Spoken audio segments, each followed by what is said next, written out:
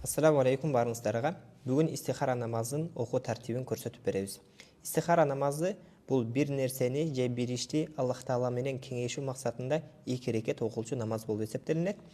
Биринчи истихара намазына ниет кылынат. Биринчи рекетте сана дуасы, Фатиха окулгандан кийин Кафирун сүрөсүн окуганыбыз жакшы. Рүкү, сажда кылынып, такбир айтып экинчи рекетке турабыз. Фатиха окулат.